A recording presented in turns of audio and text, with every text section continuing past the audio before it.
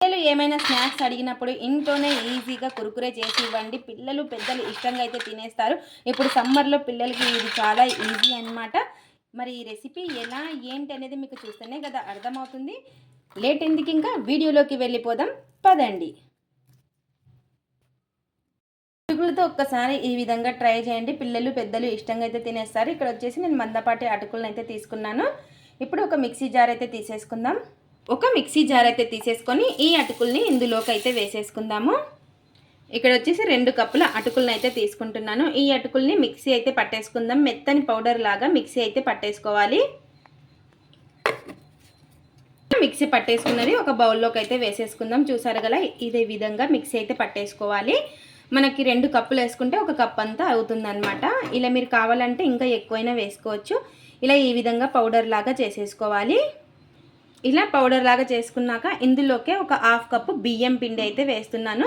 మీరు కావాలి అంటే శనగపిండి అయినా వేసుకోవచ్చు. ఒక 1/4 కప్పు నేను బియ్యం పిండి వేస్తున్నాను.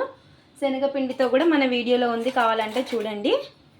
ఇలా ఈ విధంగా మొత్తం కూడా ఒకసారి బాగా కలిపేసుకుందాము.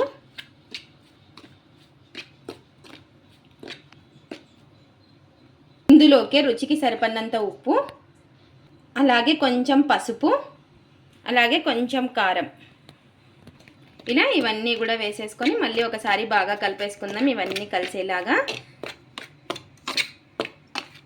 ఇలా కలిపేసుకున్నాక వచ్చేసి ఒక ప్యాన్ అయితే పెట్టేసుకొని అందులోకి నీళ్ళు అయితే వేసుకుందాము. 1 కప్పు నీళ్ళు. ఇలా 1 కప్పు నీళ్ళు అనేది వేసేసుకొని ఈ నీళ్ళని బాగా మరగనివ్వాలి. నీళ్ళు బాగా మరిగిన తర్వాత మనం కలిపి పెట్టేసుకున్నాం కదా, ఈ అటుకుల పొడిని అయితే వేసుకోవాలి ఇందులోకి. ఇలా నీళ్ళు బాగా మరుగుతున్నప్పుడు ఈ పొడిని మనం ఇందులోకి అయితే వేసేసుకోవాలి. ఇలా ఇందులోకి వేసేసుకొని ఎక్కడా కూడా ఉండలనేది లేకుండా కలిపేసుకోవాలి. చూడండి, మీడియం ఫ్లేమ్లో పెట్టేసుకొని కలిపేసుకుందాము అంతా కూడాను. ఈ విధంగా కలిపేసుకోవాలి. 1 బావు నీళ్ళు అయితే వేసుకోండి. ఇలా ఈ విధంగా కలిపేసుకొని ఇంకా గ్యాస్ అయితే ఆఫ్ చేసేసుకోవాలి.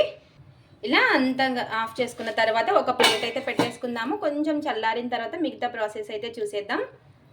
కొంచెం చల్లారిన తర్వాత ఇంకా చూడండి, మనం చేతితో ఈ విధంగా బాగా ప్రెస్ చేసేసుకుంటూ కలిపేసుకోవాలి. ఇలా ఈ విధంగా చేతితో బాగా ప్రెస్ చేసేసుకుంటూ బాగా పిండి ముద్దలాగా చేసేసుకోవాలి అంత దగ్గరికి. ఇలా కొంచెం బాగా చేతితో ప్రెస్ చేసుకోవాలి. చూడండి, మనం అటుకులు వేసుకున్నాం కదా, ఇంకా కొంచెం బాగా ప్రెస్ చేసుకుంటే మెత్తగా అయిపోతుంది అనమాట. 1 బావు నీళ్ళు అయితే వేసుకోండి, లేదా 1.5 కరెక్ట్గా సరిపోతుంది వాటర్ అనేది. మనం 1 వేసామనుకోండి కొంచెం గట్టిగా అవుతుంది. నేను కొంచెం తర్వాత వేసాను మళ్ళీ. ఇలా ఈ విధంగా బాగా కలిపేసుకోవాలి ముద్దలాగా. కొంచెం బాగా చేతితో ప్రెస్ చేసుకుంటే ఈ విధంగా కలిపేసుకోవాలి. చూసారు కదా, ఇలా కలిపేసుకున్న తర్వాత ఇప్పుడు కొంచెం కొంచెం పిండి అనేది తీసేసుకొని ఇలా ఈ విధంగా ఇప్పుడు మనం కురుకురేలు చేసేసుకోవాలి. ఇలా ముందుగా రౌండ్గా చేసేసుకొని ఇలా ఈ విధంగా చేత్తో అనేసుకోవడమే. చూసారు కదా, ఇలా కురుకురే షేప్ అయితే ఇచ్చేయాలి.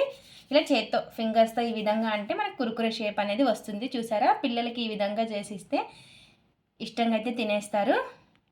ఇలా ఈ విధంగా ఇంకా ప్లేట్లు అయితే పెట్టేసుకుందాం. ఇలా కొంచెం కొంచెం పిండి అనేది తీసుకొని ఈ విధంగా ఫస్ట్ ముందుగా రౌండ్గా చేసేసుకోవాలి.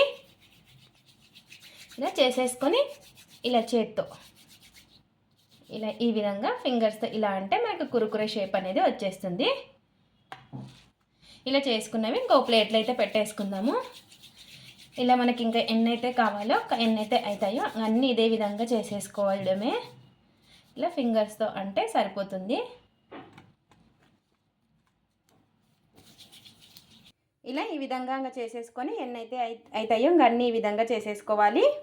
ఇక్కడ వచ్చేసి డీప్ ఫ్రైకి సరిపడినంత నూనె అయితే పెట్టేసుకున్నాను. నూనె కొంచెం వేడెక్కిన తర్వాత ఈ చేసి పెట్టుకున్నవి వేసేసుకోవాలి. ఇలా ఇందులోకి వేసేసుకుందాము. ఎన్నైతే పడతాయో అన్నీ వేసేసుకోవాలి. ఇలా వేసేసుకొని వెంటనే కదపకుండా కొంచెం కాలిన తర్వాత తిప్పేసుకోవాలి, 2 వైపులా కాలేలాగా. ఇలా వెంటనే కదపకుండా మధ్య మధ్యలో కదుపుకుంటూ క్రిస్పీగా వచ్చే వరకు హై టు లో ఫ్లేమ్లో అడ్జస్ట్ చేసుకుంటూ క్రిస్పీగా కాల్ చేసుకోవాలి. అప్పుడే మనకి క్రిస్పీగా అయినట్టు సౌండ్ అయితే వస్తుందన్నమాట. ఇలా క్రిస్పీగా అయినప్పుడు ఇంకా తీసేసుకుందాము. ఇది మనకి చూసారు కదా, అప్పుడే సౌండ్ అయితే వస్తున్నాయి క్రిస్పీగా అయినట్టు. ఇంకా ఇప్పుడు తీసి ఒక బౌల్లోకి అయితే వేసుకోవాలి. ఇలా క్రిస్పీగా అయిన తర్వాత తీసేసుకుందాం. ఇంకా ఇలా ఒక బౌల్లోకి అయితే వేసేసుకుందాము. చూసారు కదా ఎలా సౌండ్ అయితే వస్తున్నాయో. ఇలా ఇంకో వాయి కూడా వేసేసుకొని మీడియం టు హై ఫ్లేమ్లో అడ్జస్ట్ చేసుకుంటూ 2 వైపులా తిప్పుకుంటూ బాగా క్రిస్పీగా వచ్చేలాగా కాల్చుకోవాలి. ఇంకా మనకి ఎన్నైతే ఉన్నాయో అన్నీ ఇదే విధంగా కాల్చుకోవడమే, ఫ్రై చేసేసుకోవడమే. ఇలా క్రిస్పీగా అయిన తర్వాత తీసేసుకోవడమే. చూసారు కదా మనకి అప్పుడే సౌండ్ అయితే వస్తుంటాయి. ఇలా ఇంకా ఒక గిన్నెలోకి అయితే వేసేసుకుందాం అన్నీ కూడాను. ఇందులోకి ఫైనల్గా కొంచెం ఉప్పు, అలాగే కొంచెం కారం మనం ముందుగానే వేసుకున్నాం కదా, చూసుకొని వేసుకోండి కారం ఉప్పు అనేది. కొంచెం చాట్ మసాలా ఉంటే చాట్ మసాలా కూడా వేసేసుకుంటే ఎంతో టేస్టీగా పోహాతో ఇంట్లోనే మనకి కురుకురే అనేది రెడీ అయిపోతుంది హెల్తీగా. చేతితో కలిపేసుకుంటే చూసారా ఎంత క్రిస్పీగా ఉన్నాయో. చాలా అంటే చాలా క్రిస్పీగా, చాలా టేస్టీగా కూడా ఉంటాయి. ఎంతో క్రిస్పీగా ఎంతో టేస్టీగా ఉండే పోహాతో కురుకురే రెడీ అయిపోయింది. చూసారు కదా మనకి ఎంత క్రిస్పీగా, చాలా అంటే చాలా బాగుంటాయి. టేస్ట్ కూడా అంతే బాగుంటాయి. ఇది ఫ్రెండ్స్ ఇవాల్టి వీడియో. మా వీడియోస్ కనుక మీకు నచ్చినట్టయితే లైక్ చేయండి, షేర్ చేయండి, కామెంట్ చేయండి, సబ్స్క్రైబ్ చేసుకోండి. స్కిప్ చేయకుండా పూర్తి వీడియో చూడండి. చూసిన వాళ్ళు ఒక లైక్ అయితే చేయండి. పోహాతో కురుకురే ట్రై చేసి ఎలా వచ్చిందో కామెంట్ అయితే పెట్టండి. Thanks for watching. Bye bye.